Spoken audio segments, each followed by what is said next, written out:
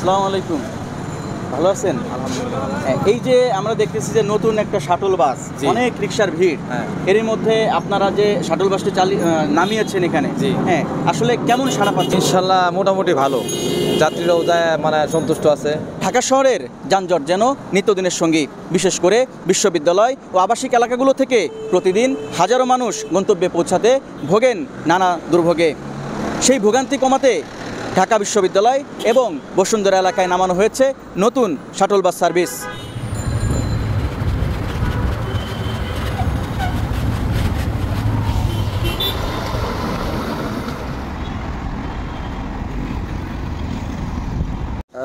ভাড়া 20 টাকা, north south পর্যন্ত নিতেছি 10 টাকা। সবাই খুশি, যাইতেছে, সবাই ভালো বলতেছে। যদি বলে আর সবাই বলতেছে আর 2 একটা গাড়ি এরকম হইলে সবাই খুশি হইতো।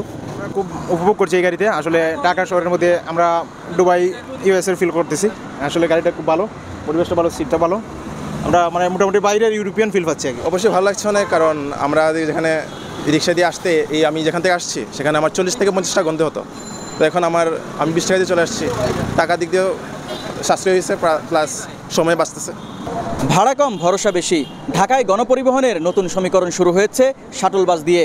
রিকশার বিকল্প হিসেবে এই সেবা যদি দীর্ঘমেয়াদে টিকে যায়, তবে এটি হতে পারে নগর জীবনে স্বস্তির বড় এক নাম।